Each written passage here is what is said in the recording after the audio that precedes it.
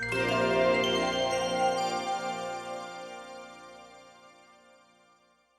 afternoon, everyone. Thank you for coming to this live performance of a multimedia experience of Carl Antonowicz's The Ardent. My name is Rob Clow, and I am Carl's publisher for this book, Field Mouse Press, which is coming out sometime next year. A book I'm very excited about, and have the honor and pleasure of presenting this incredible performance with all the trimmings. And I hope you enjoy this deeply, deeply fucked up performance.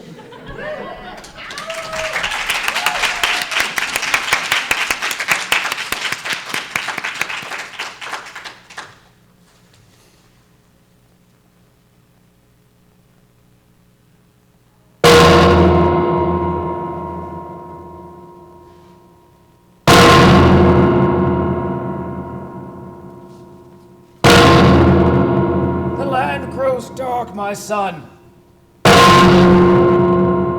Husbands desert their wives, children curse their parents, mothers dash their infants' heads upon the rocks. Mother Church's light no longer reaches us here. The Pontifex has decided to cede our monastery and its lands to the crown. Your brothers forsake their vows. The courtyards fill with idle chatter and wantonness. It falls upon you, my son, most ardent of believers, to translate our most precious treasure to our brother church in Kirkgott, far to the east. You know her story, surely. I never tire of telling it. Saint Ursina was an early convert to our creed, the first in this barbarian land. Walk with me, dear Odulf. The daughter of a chieftain of the savage Sepians. She was introduced to the Rood by the first missionaries from the mainland. She tried to continue their work by bringing the divine to her infidel tribe, naturally responded by murdering her for their concern for their well-being. The barbarians stabbed her through with spears in the pattern of the Rood as a mockery to Mother Church. They left her skewered like a roast pig outside the walls of the camp. The savages were brought to heel eventually, of course. Mother Church's strong arms brought them into the fold. Ursina's holy bones were enshrined in Kirkgott, alongside Saints Bartos and Portia. And when our monastery was founded, they were translated here. The bones' adoration with gold and jewels was the work of 2 generations of our order. She's brought much wealth and fame to our parish, which I suppose is why the king desires our territory. But he can't have our saint, damn him. The Pontifex has seen to that much, at least. She belongs to divinity and to Mother Church. Temporal powers hold no sway over matters of the divine.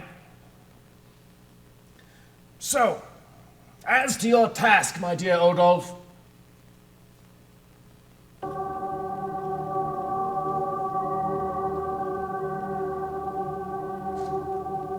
you ought to take these bones, heavy with jewels, back to their original home. And there shall they stay until the last glimmers of our faith's light are extinguished from this land. You are to become their custodian and spend the rest of your days in their maintenance and care. Will this be agreeable to you, my son? Oh, I thought it would be. I'm afraid you will make this trip on your own, my lad.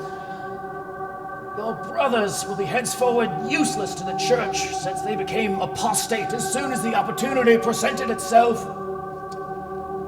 You will drive a mule cart laden with these bones and provisions forward through the forest and over the plains, then north through the Rückenmark Mountains. Kirkgott is on the coast on the other side. Go directly to the house of the order. Do not tarry in town. For it is a fallen city, rife with temptation, and the unenlightened, despite its great history, is a foothold for our faith. Easy now, easy.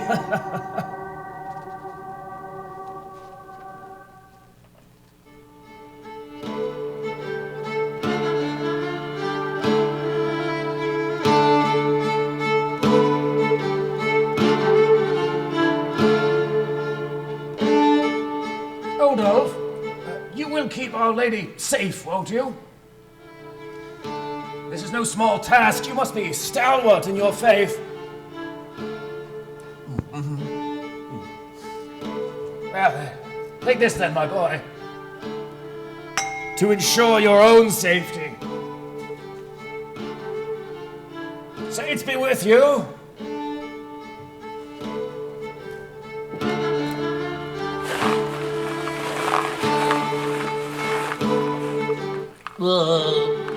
Master Abbot? Brother Berthold.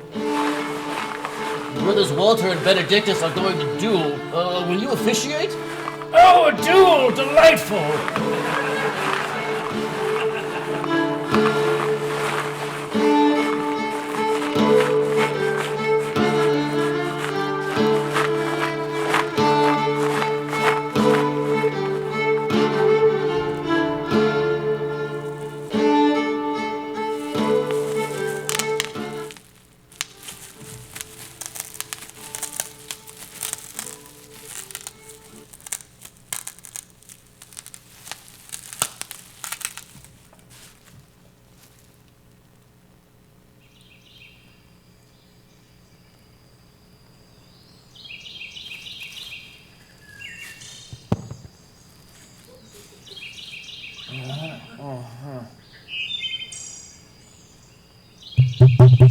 Come on, lad.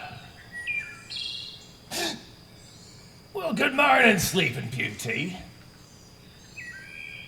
You have pleasant dreams. These are the Duke's woods you've been sleeping in, my friend. None can be here without his say-so. Don't reckon as you've got that, have you? Well, speak up. If you're going for a knife, lad, I'd advise against it.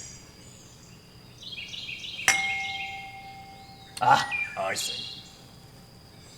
You're one of them brothers as getting evicted by His Majesty. You know, we've seen a few of your lot poaching his dear's grace of late. You don't seem to be one of them.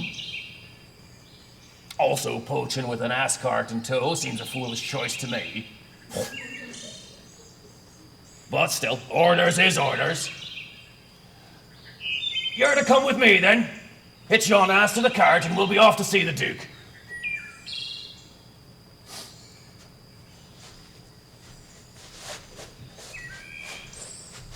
Well, I'm Elder, by the way.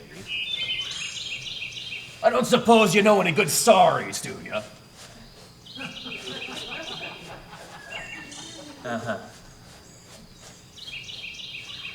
No, don't suppose you would. Hold up in a monastery and all. And keeping your vow of silence, too. You know, your brothers were a mite better at conversation there, brother. Better screamers, too, when the dude got to them, if I understand. It's just...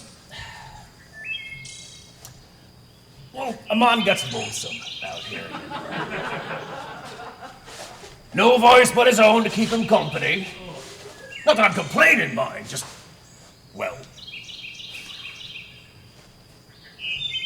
you just want someone to talk with sometimes, you know. I've been in these woods since the young master became the Duke.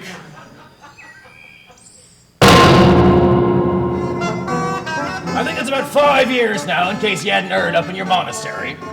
I served his father, Annas I, before him. Followed him to war, I did, all the way to the Holy Land. We laid siege to Byzus. I followed him through the breach. Lost me eye in that siege. But we gave as good as we got, and better. A fine time that were I. When we returned, Honest made me part of his personal guard. Cut a fine figure in that shiny armor and fancy doublet, I must say. Happiest time of my life, that. I were even there for the young Marquess's lustration. How he did squall when that cold water touched his scalp. Never did have one of my own, though. A son, I mean. The Duke and his royal family, a man like me.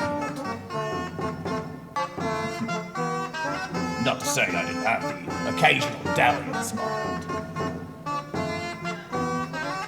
Aye, some lovely maids found their way to my bed. May have no doubt of that, my silent friend. Just because I'm in service don't make me a monk. Though I've heard your lot get up to some mischief yourselves behind them walls. Anyway, none of one of these are what you'd call a lasting engagement. Nay, love 'em and leave 'em was Elgar's motto. And like I said, didn't need no family but the Duke's, so didn't try for one. Came close once, though. Griffin, her name was. She came to the Duke's service fleeing the spears of some Sepians still poking round in the north.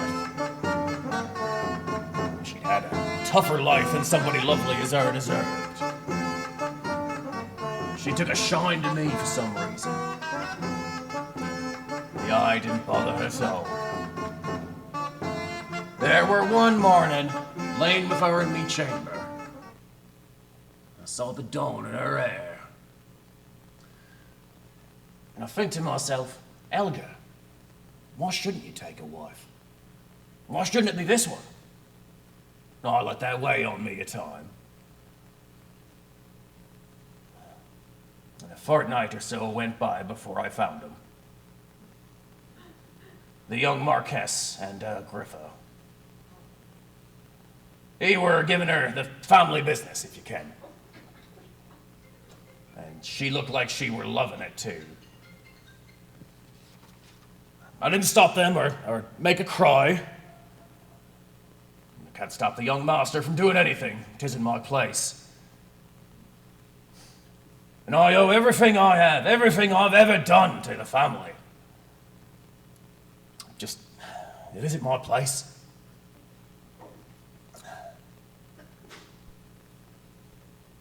Anyway, Hannes I took ill a little after that. And he was old, you see, so he died. Then, the young master became Duke, and he removed me from the guard. He said the eye disgusted him. And that's his right to choose who's on his guard. He's the Duke now, so what he says goes. I were made gameskeeper out of recognition of the 30 or so years that I've served. Live out here in the woods.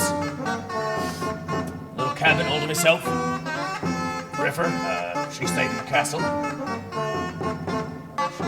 She's dead to me now. The young master can have her if he wants her.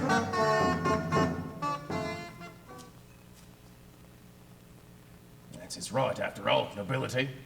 But, I mean, the young Duke, he's a good lad at heart. And like I said, he's the Duke now, so don't really matter what I think, does it? You think me craven, though, don't you? A slave, a coward, a cringing fool who wouldn't fight for the girl he loved.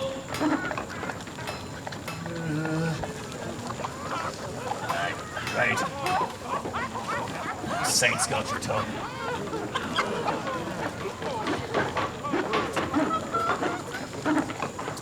All right, here we are then. I'd like to say you've been good company, monk.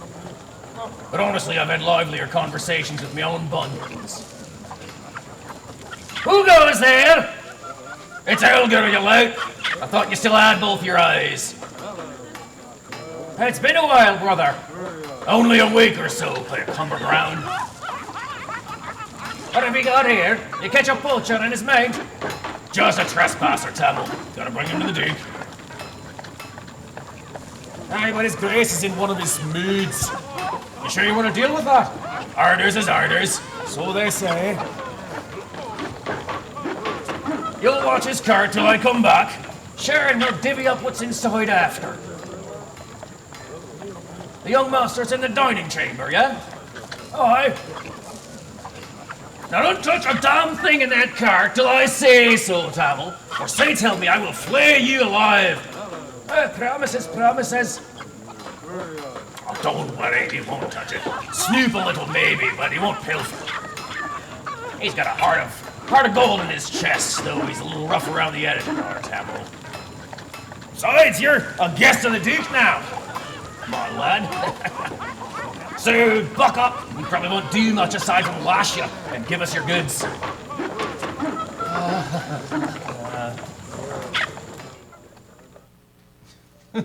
Yeah, well, just make yourself comfortable right here. Just like wait. Oh, you almost fell. Good thing I grabbed onto your little handle up here. Now, why don't you come a little bit closer to my face here? Just like put those right there. Your Grace!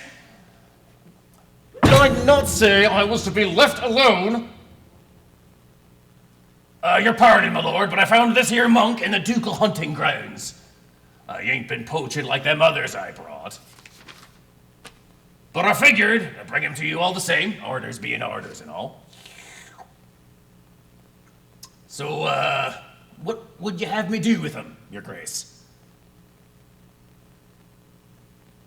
So you say he's not poached?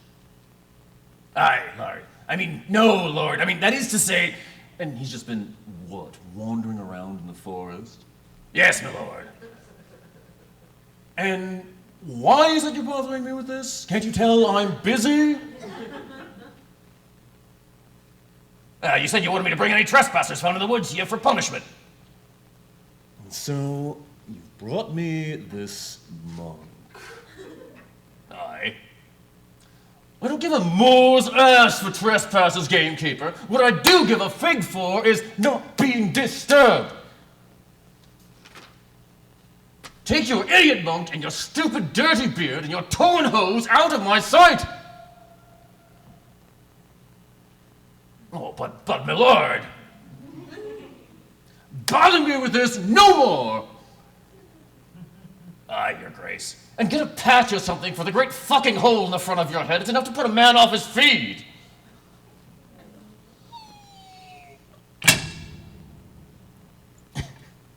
Now I believe I was about to relieve you of that constraining bodice, my dear. Nobles, eh?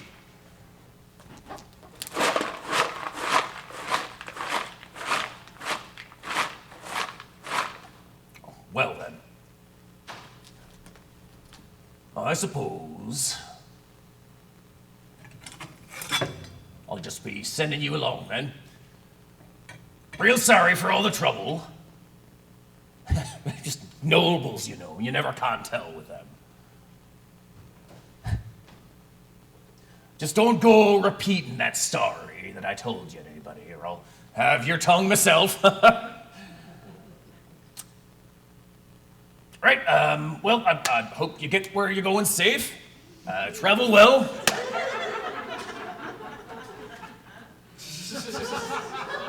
What was all that about then? Oh, monk business.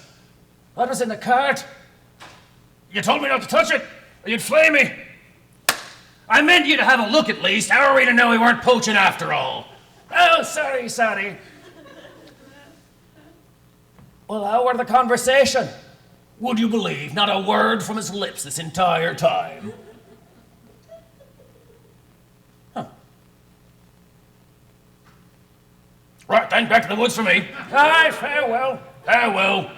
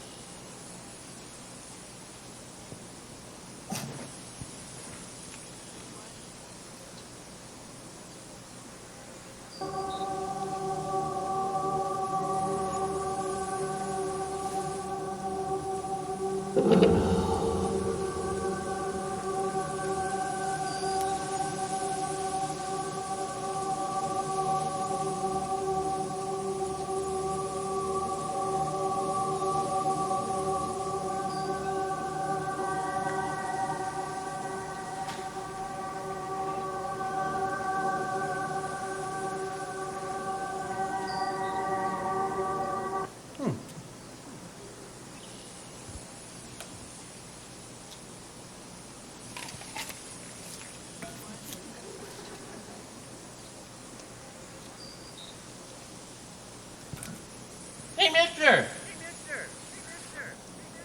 Do you have any food you can spare?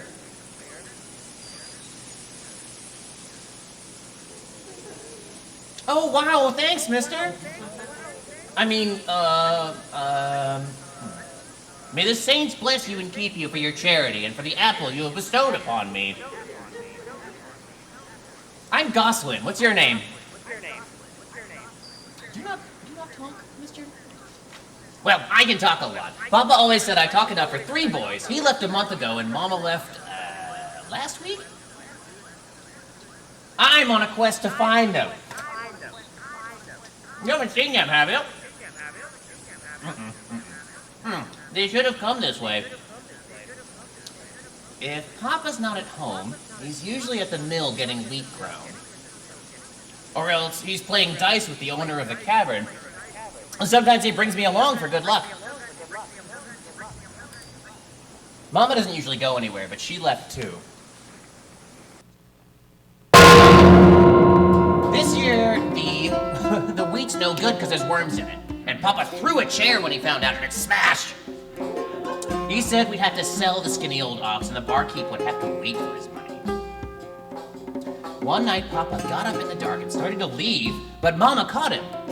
You always do this, she said. You always run when things get difficult. And Papa smacked her and he left anyway. I went to make Mama feel better and she said, thank you, Goswin, but she was still crying. Our bony butt ox died a couple days later. Mama wouldn't stop crying. I'm the man in the house now. I knew I had to be strong and bring the wheat in, worms or no. One night, I heard Mama talking to somebody at the door, but she made me go back to bed.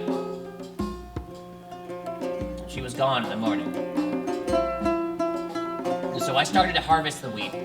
If I finished bringing it in before Papa and Mama came back, then they wouldn't have to worry about it and we could all be happy together again.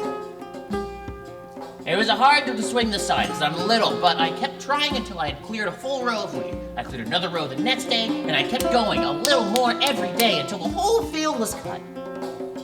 I started to gather up the wheat I had cut, but I forgot about the worms. They had eaten all the grain.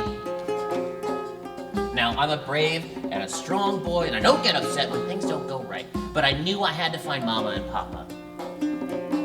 So I left. Let the worms have it, I said. I started to walk to town through the woods, and that's where the mill and the tavern are, and that's probably where Papa is.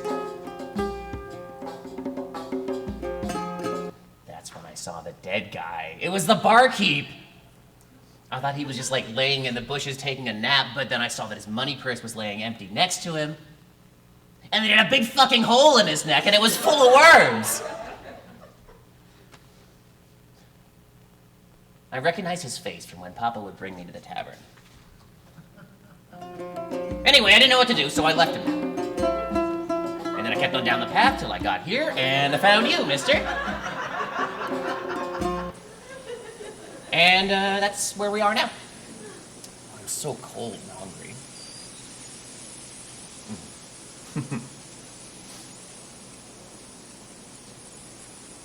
What are you doing?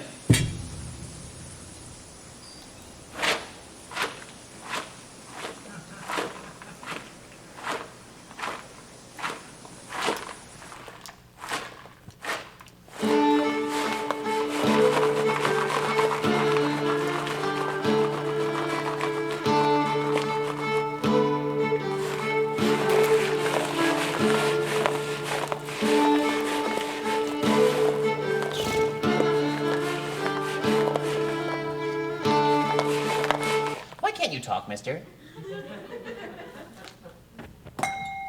Oh, that's a very pretty rude, mister, but... Oh, you're a monk! Papa told me you shaved your heads and cut off your tongues and your balls for the saints. Why would you do that? Don't the saints have enough tongues and balls of their own? Well, I guess you must have had a good reason, otherwise you wouldn't have done it.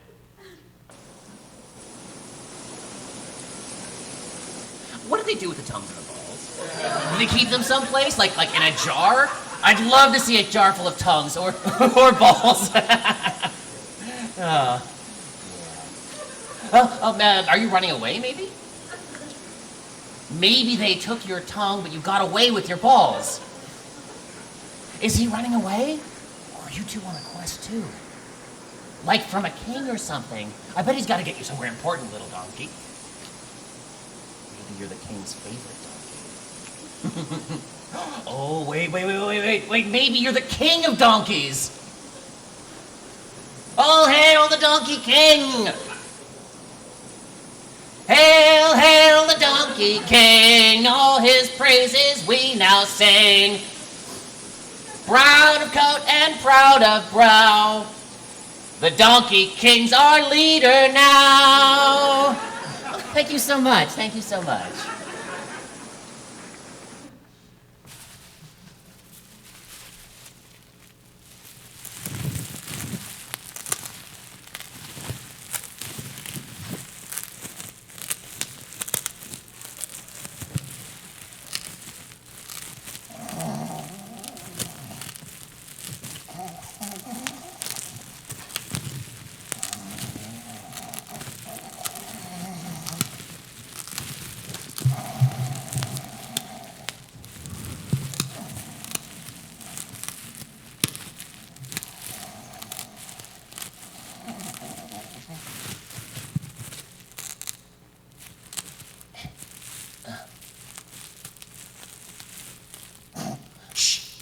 See what's in that cart.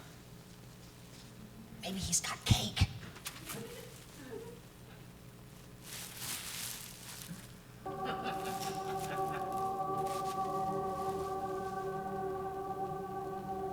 Ah!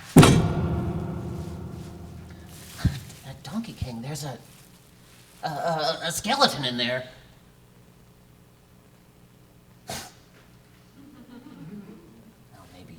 Maybe it was just the darkness playing tricks on me.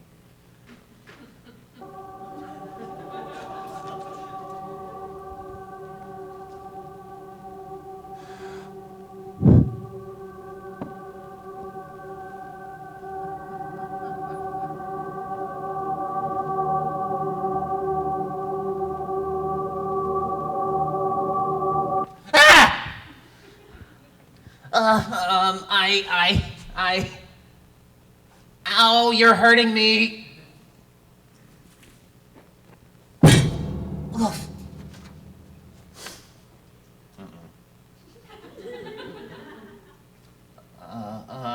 I'm sorry.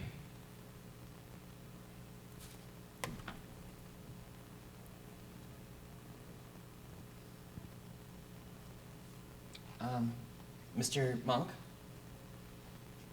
Why is there a skeleton in your cart?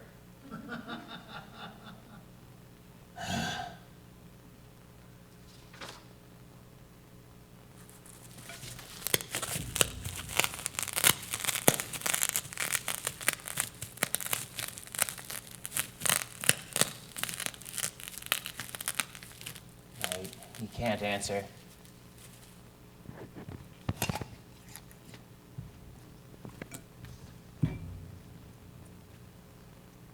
Did he kill somebody, Donkey King? I sure hope not.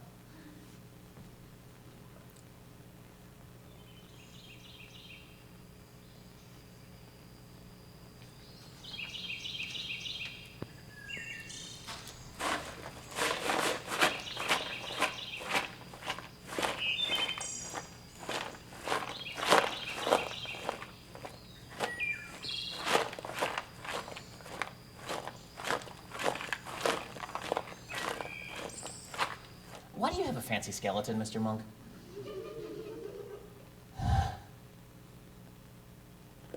Did you dig it out of the grave? It must have been a pretty nice grave. I bet it had a real tombstone and not just wood like Papa made for Grandma. Do you have a grandma, mister? I bet she's quiet too. My grandma was a talker like me. Mama says that's where I get it from, and it was really hard to get a word in when she was around. Oh, hey, there's town. Do you think that's where they are? Papa and Mama, I mean? I just want to know. Will they be there? Do you think they miss me?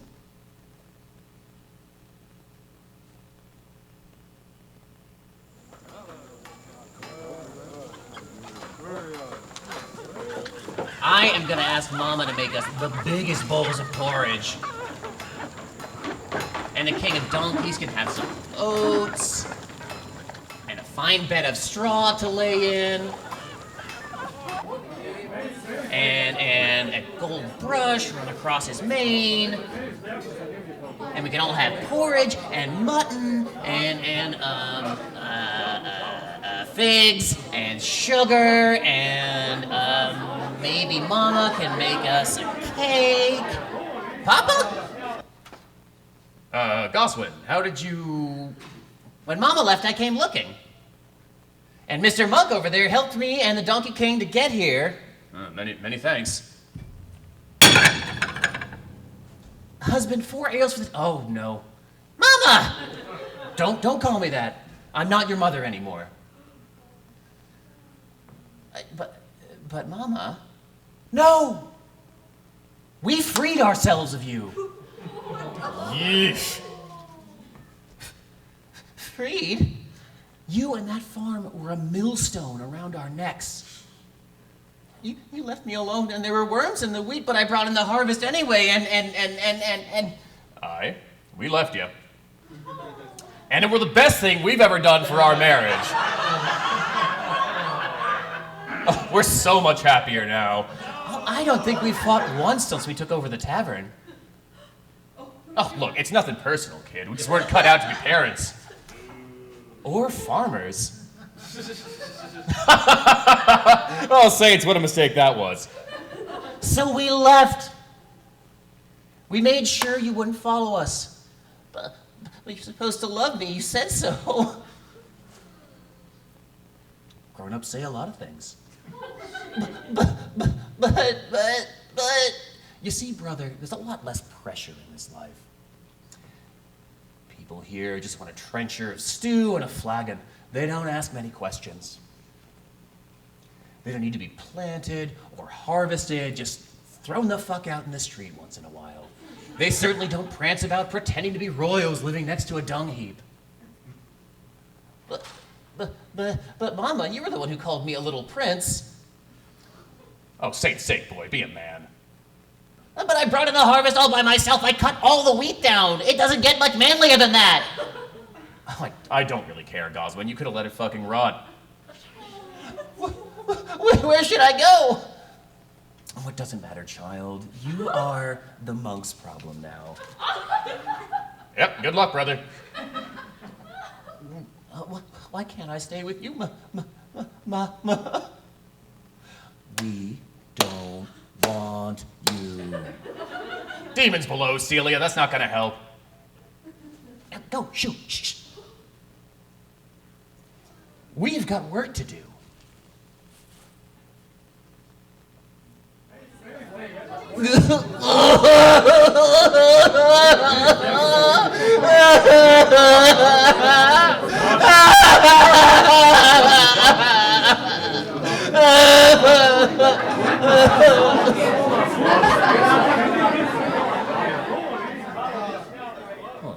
Work to do. What if I worked for you?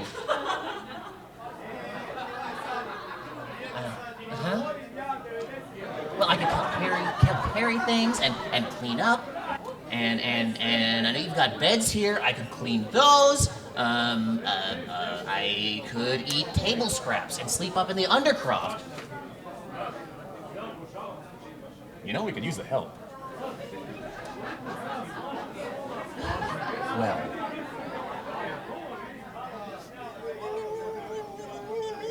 Oh, stop that. You know I hate it when you do that. It is a bit much.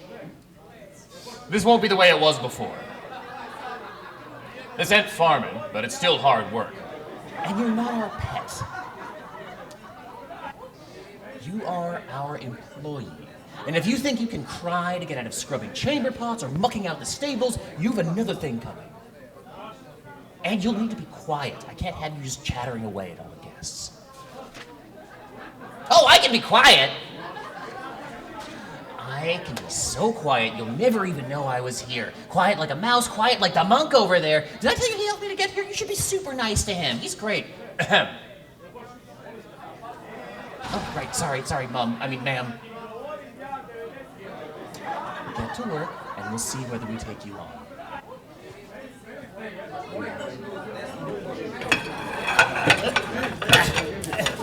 Okay, all right, I got him. I got him.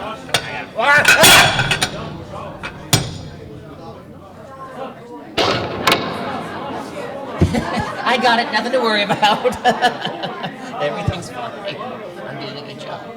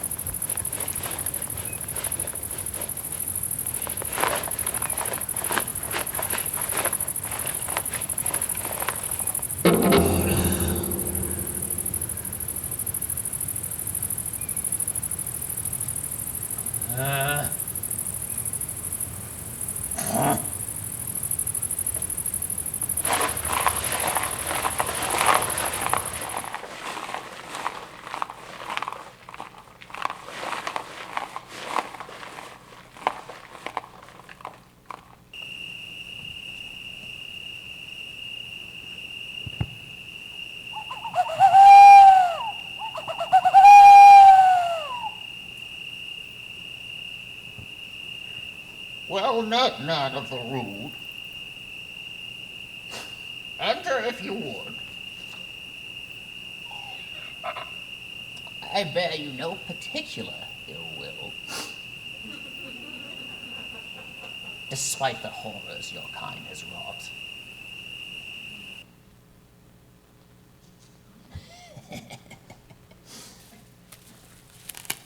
And besides, as little an old wretch like me could do to harm a strapping young lad like yourself. Aye, your bones are strong yet. Whereas mine have been in the soup for quite some time.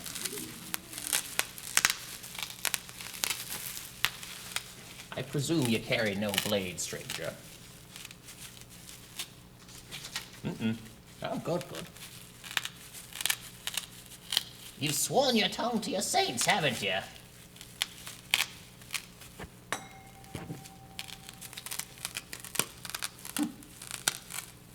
And here I was, hoping for conversation. Seems your gods demand sacrifice, same as mine.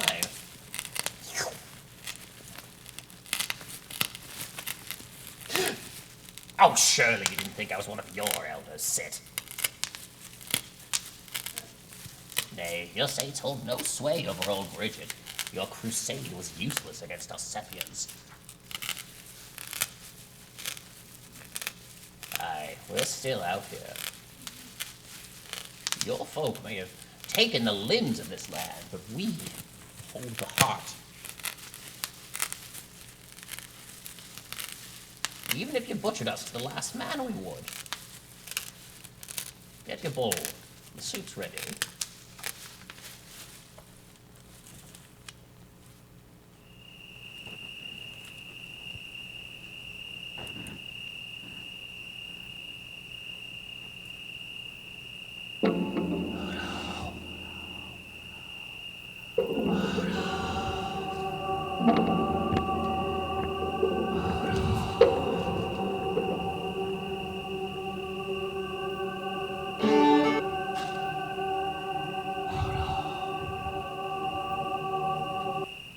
You have some restless dead there, monk. Whose bones do you carry? Oh, one of your jeweled saints, I'd wager. Let's have a little gander, shall we? All right. Soup's getting cold. Get your bowl and come back in.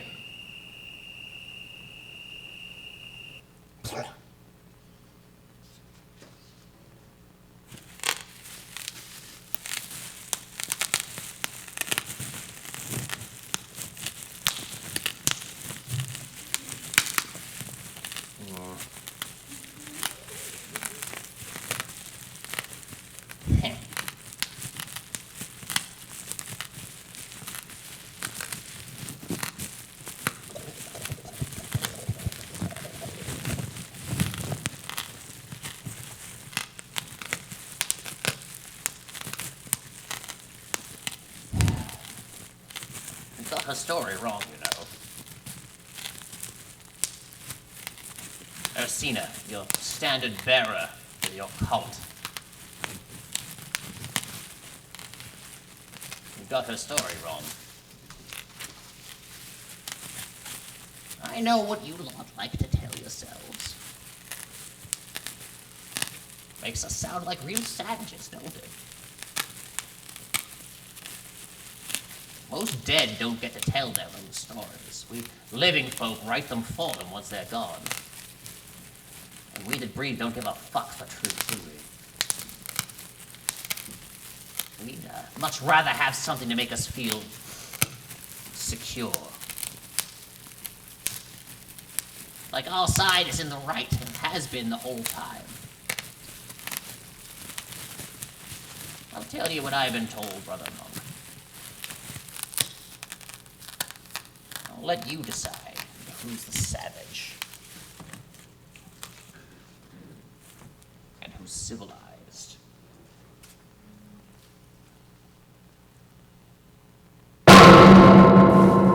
The beginning you got right.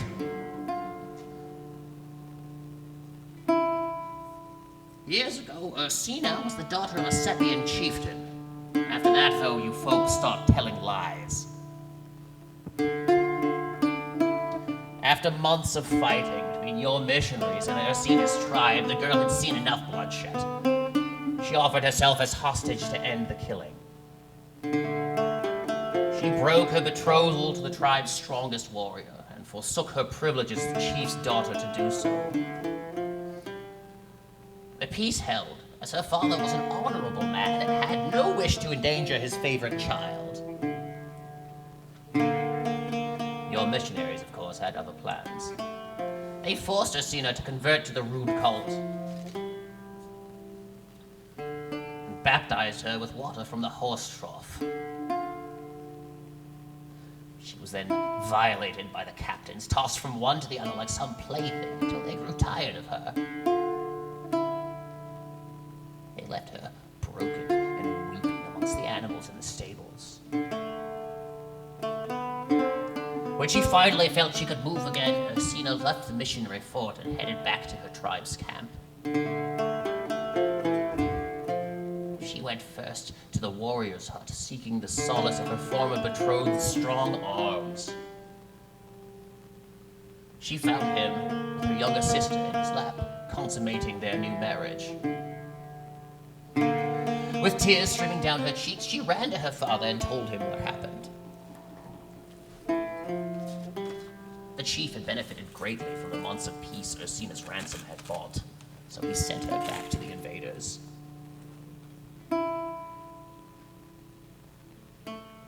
Alone, forsaken by both lover and kin, Ursina stood atop the wooden walls of the missionary fort. She wept as the sun sank into the hills and the settlement below nestled into its blankets for the night. She threw herself from the walls and onto a spiked barricade near the gates.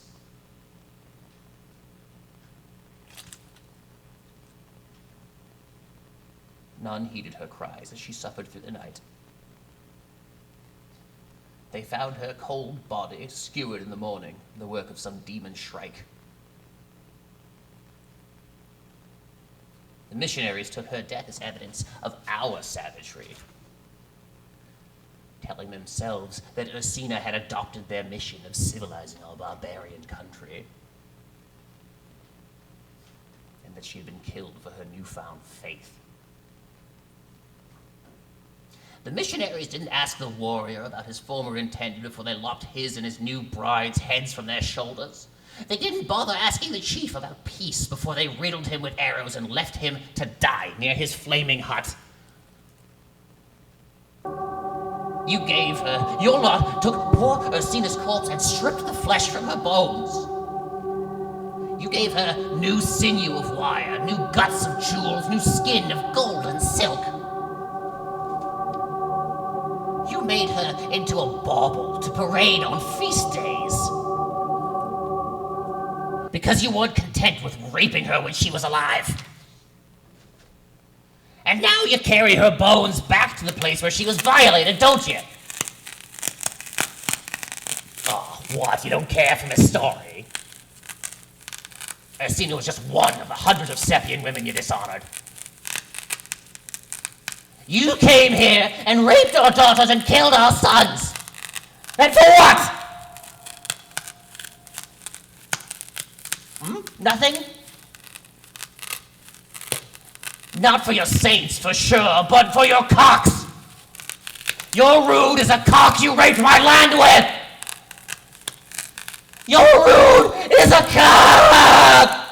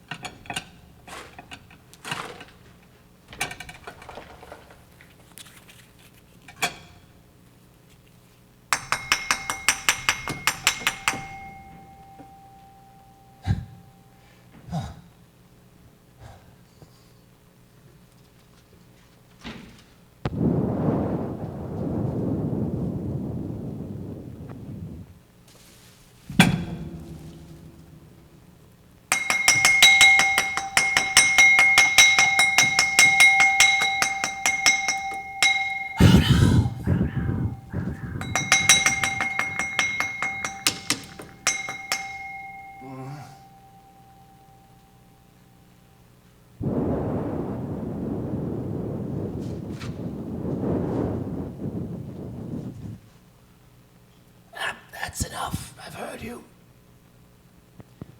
You like to wake the dead with that racket. What do you want then? Oh, oh my, that's her, isn't it?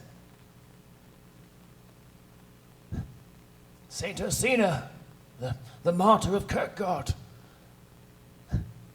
That makes you brother, Odulf, was it?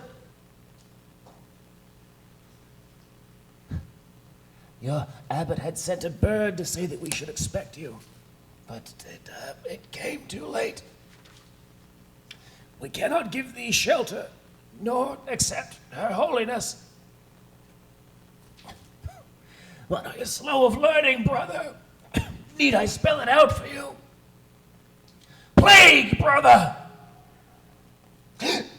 We're beset by plague, and none of us will live. Our abbot said that the saints were punishing us for our wickedness. He was a little vague as to what that wickedness might have been, of course. And it is a bit late to ask him for clarification now. I burned his body last week. It might just be that the saints don't care for our praise any longer. Might just be that they punish whoever they feel like punishing. Might be that this kind of thing just happens. And the saints have naught to do with it. Do what you will with the bones. We're all dead here. I think I'm going to go lay down for a little bit.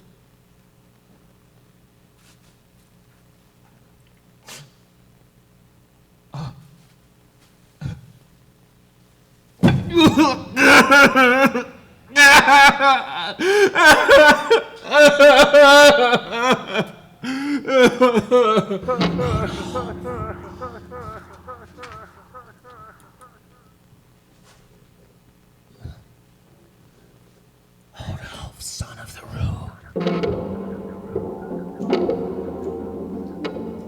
Odulf, will you hear my sorry tale? I was a believer, Odulf, and look what it did for me. My body stabbed through with spikes, my flesh not even allowed to rot. I'm forced to wear these gaudy trinkets, Odulf, like some patrician whore. It's fucking torture, Odulf. And you and your brothers constantly begging for my assistance. Petty, useless pleas for intercession. I'm dead, you fucks! Let me sleep! Shut up!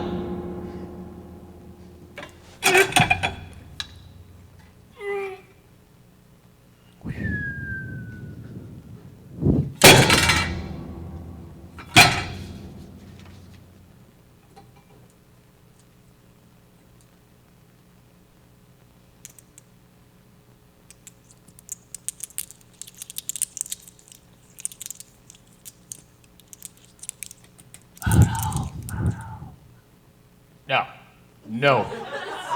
Fuck this.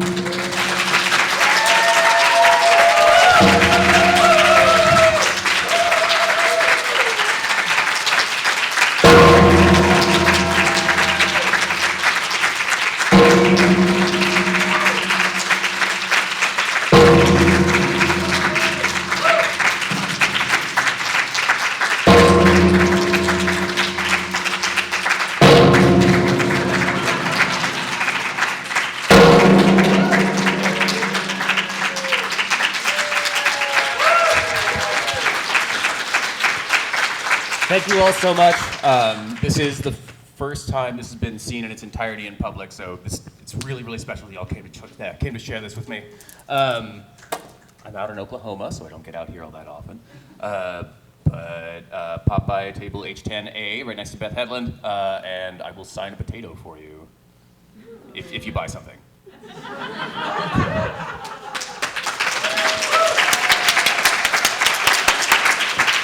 Big up to Tom and the rest of the tech crew in the back there.